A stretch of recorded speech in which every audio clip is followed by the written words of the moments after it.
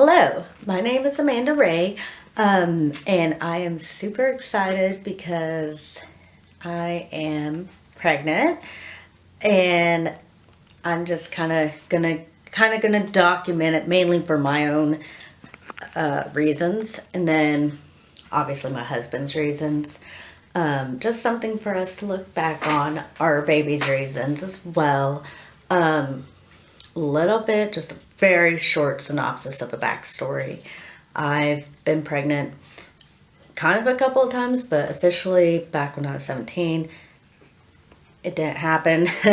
Life events. I wasn't not old enough. I was not ready. Nothing like that. But my husband Jeff and I have been trying since February of this year. Today is October 27th, 2022. We've been trying since February, but I did have a positive in August, but it was, I guess, what's called a chemical pregnancy. I've learned so much through trying to get pregnant, because when you're young, it's like you blink and you get pregnant. But as you get older, I am 32 as of right now, and in August, I had a faint line, and everyone was already congratulating me, and then I waited 2 days and there was no line. I started my cycle that month and all that. But this time, we kept trying for months, and then this was actually the month that we were going to be like, okay, if we don't get pregnant by the end of this year, then we're just going to book a trip to Alaska. If you guys saw before, back in last year, 2021, we went on a cruise to like Italy and everything, got engaged, and then we came home, we got married. So October is always kind of milestones for us. That's when we first started dating, and then we went on our cruise, we got engaged and all that stuff. So not the next year, but 4 years later. So now I'm going to show you guys basically how I know pretty for sure I am pregnant this time. Not to say that nothing can't go south. I understand that. And I'm really trying to work on my mindset and be positive and be like, either way, this means Jeff and I are able to get pregnant. Back when I was 17, the reason that pregnancy didn't work out was a lot of physical reasons. And then I think subconsciously, and I hope I don't trigger anyone, trigger warning, but subconsciously, very subconsciously, like, I am very much someone that forgets negative stuff in my life, so I kind of just blocked it all out, and I never told anyone, and it wasn't part of my life. It didn't happen to me. Like, it was like an outer body situation, so I never even really thought about it when the next thing happened. And the next thing, again, trigger warning, I fell into a very dark place, just self-loathing, everything like that. And with that, I also, if you hear chewing, my dog is chewing his that's a statue, that's not the dog, but Andy back there is chewing on his bone. I didn't even realize that. I try to make it quiet, but with 3 dogs, it's never fully quiet. But where was I? My memory sucks, I'm sorry. Sorry if it's tilting too. I'm holding the camera, and I'm not the strongest person. But yeah, and then when I was like 21, 22, so about a decade ago, about the time that women are most fertile, and naturally our bodies, again, I've been learning a lot, our bodies are best to give birth between like 16 to like 25. So in between that time, I was subconsciously handling and dealing with what I went through at 17, that I developed a really strong and forceful eating disorder, and I lost my cycles for 5 months and all that stuff. It wasn't until, I don't know, I don't even know. I don't know. I never like seeked help or anything like that. I did I can say now I've overcome it. That's one thing about this pregnancy that is good, is I guess I have overcome it. I'm healthy enough to have a baby. Like, a huge reason, again, I haven't been to therapy. I just did a lot of self-talking. And I think a huge reason any of that really started was I didn't want to get the health problems when people get obese, such as arthritis, gout, the loss of fertility, all that stuff. And the biggest lesson I learned through all of it is being too underweight gives you all the same problems. So losing my cycle for 5 months due to not eating, it's like as I grew up, and then I had a kidney stone, which also could have been a cause for my eating disorder. Yeah, I just really was scared at a point that I would be infertile. So when I met Jeff, and I was like, you know, we both were kind of like, we don't want kids. We don't really see ourselves. I was never the little girl that's like, oh, one day that's all I dream about is having a baby. I played with baby dolls, but I knew they were dolls and stuff. But with Jeff and I think we didn't realize we wanted kids until we met each other. And we realized we want to raise a good person. So then I started going like, what if I'm infertile? You know, everything that's happened that I've been through and that I put myself through, I may be infertile. But it's actually my urologist that told me I looked normal, and he thinks I would be able to have a kid, but he's like, I'm just a urologist. You want to get with an OBGYN. So I did, and I told her everything, and she was great. And she told me that she thinks I'm fertile. Well, she left, and now I'm with a new doctor that has to get to know me all completely over. And he kind of worried us because this year I told him that I did want to go, you know, we were trying to have a baby, and we're really trying this year, and we've been trying since February, and he just automatically is like, oh, we could go to the IVF treatment, infertility treatment. Oh, we could get your husband in here and check and make sure he's not the problem. And Jeff's like, damn, am I the problem? So it really became worrisome, and we're like, if it's going to become all that right now for this year, we just want to try the natural way. If it's not in the plans, if it doesn't naturally happen, then maybe that's just a sign we shouldn't. I don't know. So I didn't calculate stuff. I have the Glow app, and for 3 months, I was overly calculating. I'm like, okay, we can only do it this time. This is when I ovulate. This is when I don't. And in the app, it can kind of be incorrect because not only was I doing the app way, but I was also taking my temperature. And so the app would be like, oh, you ovulate this day. But according to my temperature rise, I had already ovulated, so I missed my window. So I'm like, oh, I don't understand it. It's frustrating.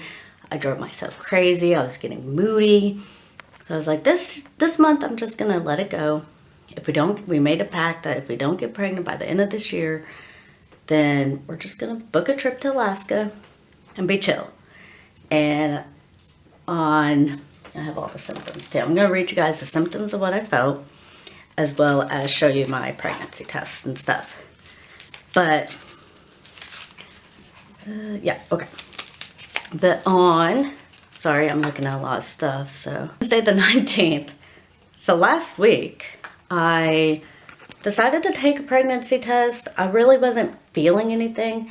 Since February, since trying to get pregnant, my boobs have grown. I'm going to be super honest. They have grown so much. I used to be an A, and then I went to a C because I grew up, and I'm like, okay, I'm a C. I've been a C for like 3 years. And then in February, all of a sudden, they just ballooned the F up. The veins started popping out, and it's just like, what the F is happening to my boobs? But they've stayed that way all this time. But every time I'm about to start my cycle, they always kind of get swollen and hurt. So I was feeling that, but I knew I was about to start. So that was on the 19th, and I was due to start my cycle on the 24th. So I was like, and my boobs are really hurting. But I was like, I don't know. I'm just going to take a pregnancy test just for laughs, I guess, just to see where I'm at. And I think I took one on 8-DPO. I did. Let me show you guys. You guys probably can't see anything. But on 8-DPO, that was the absolute negative. There's nothing there. And I was like, okay, there's nothing there. But I wanted to keep it just in case. I don't know why. I was just like, I'm just going to keep that there. And then on 9 DPO, which was last Wednesday, I took one, and again, you guys will not be able to see it. And Jeff thought I was really, really fetching, but in person too, you really can't see anything either, so you're really not going to see it on camera. But on 9 DPO, I saw a very, very faint line, and it looked so much more like an indent line. Not even an indent line, but it looked as if when you bend a piece of paper like that, and you see a crease afterward, like that. That's what it looked like. And so I was like, oh, I don't think that's anything, but you know, I see at least what looks like a bended line. So I took one in the afternoon, and I saw the same thing, just like a little bended line. And then on 10 DPO, I see an actual, it looked like an indent line, but it looked gray. There's no color to it, and you can't see it on camera, but there's no color to it. So I took one in the afternoon, same thing, a line but no color. And Jeff still was like, I think you're stretching for it. But I'm like, I'm gonna keep these just in case.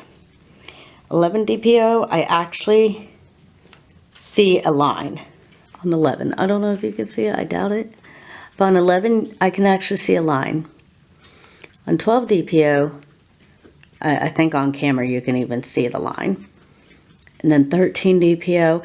13 DPO made me nervous with these pregnancy tests. I will show you the actual first response ones I took as well. But on these ones, it made me nervous because that line looks the exact same from 12 to 13. So I was like, and it actually in person looked a little fainter.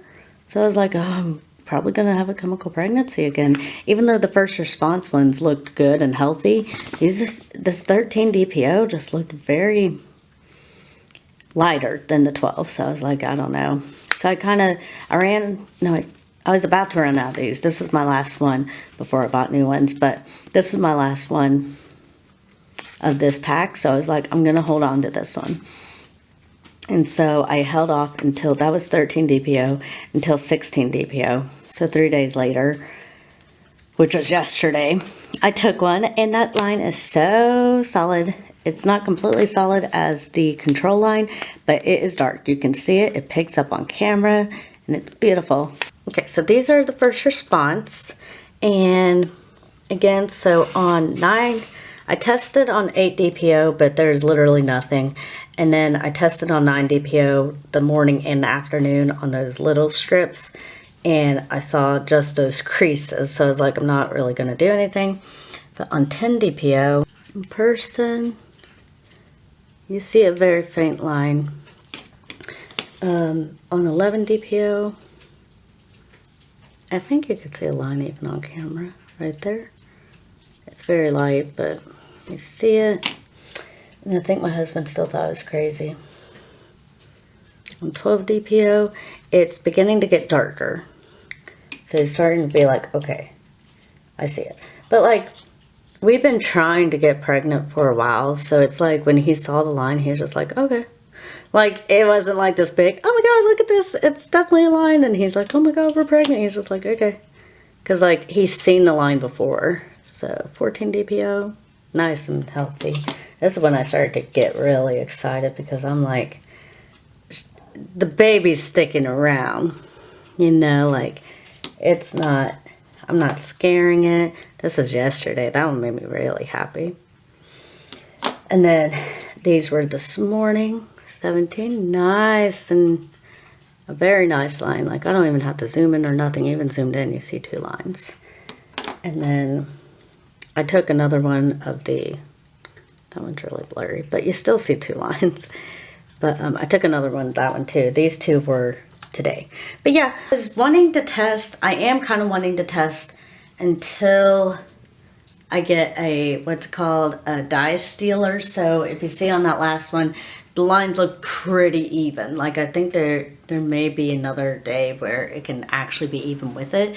But then when you get a dye sealer, to me, that means you're very, very pregnant. So I'm going to wait probably a few days. Also, I think last month I got my HCG tested, and at that time I was at a 6. And anything before 25 is a gray area. So anything before 24 is a gray area. Anything below 5 means you're not pregnant. Anything before 24 means you're in a gray area. And then anything above a 25 means you are pregnant. So I was at 6, so I wasn't. And then toward the end of that month, I got my HCG level tested again, and I was at 16. And then, let's see, Monday. So Monday was the 24th, and that was the day I was due to have my, my cycle. I'll clip back to the 14th DPO. But I had a line on both tests on 14 DPO. So I was pretty certain that, I was already pregnant, but I wanted to make sure I messaged my doctor, and I was like, I have several faint lines at that time, just very faint. And he's like, okay, we'll test HCG. And I was at 99. So that's why I'm saying I am pregnant right now. And then I got my HCG level tested again today, Thursday, the 28th, to make sure they're increasing properly. And then if it increases properly today, I'm still waiting. I got my blood done at 8. It'll probably be noonish time. I get my results back. But if they're rising and everything looks good, we're going to go ahead and make our pregnancy announcement. And I watched a YouTuber, I don't know who she was or anything. I've been watching a lot of videos, but she's had miscarriages too. And I like what she said. It's okay to announce early, and it's kind of breaking that stigma of wait until after your first trimester, because you're right, anything can happen before that first trimester. And then at that point, you're just telling people sad news, or again, I'll be dealing with a miscarriage alone. I mean, I have Jeff this time, but it's just like, I don't know. I don't want to go through that again. And so it's like, if I announce now, I'll probably put like subject to change. Anything can happen. I'm just in my first trimester. Anything can happen. But my positive side is saying, if anything, I'm going to go check on my food and leave Andy to chomping. But anything, this is just saying we are capable of getting pregnant. I'm non-fertile. Nothing's wrong with Jeff's side either. And I don't know, I'm glad we don't have to. I feel so bad for everyone who does have to go to the infertility treatments and stuff. And I know if, again, something happens, we're willing to do that. But as of right now, we are able to get pregnant. And that's huge for everything I went through. The miscarriage, the eating disorder, and other stuff that just made me wonder, like, if I ever could be. So we're excited. But yeah, I just wanted to give that update. If I get the results later, I might add a clip saying the results and showing you guys our putting the post of our pregnancy announcement. But I just want to document, mainly for me. But I don't know, it's 2022. People document stuff on YouTube all the time. I'm open to hearing people's pregnancy stories. I'm really loving to learn, actually, through people's stories. What was your best birth? What was your worst birth? What was the hardest part? What was the easiest part? And I'm open to learning mistakes too. Like, if there's something I'm not doing right through this, in a kind way, in a kind, constructive way, if it could be told to me, that'd be great. If it's going to be a rude way, I probably either won't respond, or I won't respond nicely, because there's just no reason to be rude about stuff. But yeah, I don't know, I'm just excited. So yay. All right, well, if you like this video, go ahead and like it. If you want to see my pregnancy journey, I'm not a great blogger. I have a good camera, I just don't know how to use it sometimes. This does have a stand, but I don't know. I'm a control freak at the same time. So, and plus I'm limited on my time, because I don't like videoing when Jeff's home, because it gets really loud when he plays video games. and the dogs are always loud, so it's always going to be something in the background. But yeah, subscribe if you want to see the rest of the journey. And yeah, good luck to everybody out there trying to get pregnant, wanting to get pregnant. If you don't want to get pregnant, that's good too. It's just whatever people want to do. And yeah, I'll stop rambling and go check on my pumpkin bread. I'm making for a coworker who's leaving my work this week, so me. But all right, I'll see y'all later. And again, if I get the HCG results, I'll tag that at the end. But I don't know yet. All right, thanks. Bye. I'm going to go through this really fast, but I realized I did not tell you guys my symptoms. I just showed you the test results on 9-DPO. My breasts were really swollen, really tender. So I also felt cramping, irritable, and emotional, as well as fatigue. So I took a test, but I knew I was about to start my cycle on Monday. So I didn't really think anything of it, but I was like, oh, let's laugh and take a test. On 10-DPO, I felt cramping, irritable, same thing. My boobs still hurt, but what was a little different is my boobs, I had that up until 14-DPO, which is the day I was supposed to start, and usually it subsides. Let's see, on 12-DPO, I had the same things. My bones started feeling sore, which is weird and different. On 13-DPO, I felt the same things. My gums felt really sore, and I think my gums were bleeding that day. Like, I brushed my teeth, and they were bleeding, which was very rare. I mean, I've had gum issues when I was a kid and everything that keep up with my teeth, but they're bleeding, like, kind of to the touch. It was really weird. And then 14-DPO, my teeth still kind of hurt. I've been producing a lot of saliva, which I haven't heard anybody saying that's a pregnancy symptom, but it's so weird. It's kind of actually annoying. I never bled this. I never had implantation bleeding or anything like that. 16, yeah, because 15 was the same. 16-DPO, I felt bloated. And then 17-DPO yesterday, I felt nauseous, but I didn't actually throw up. I began to feel nauseous, so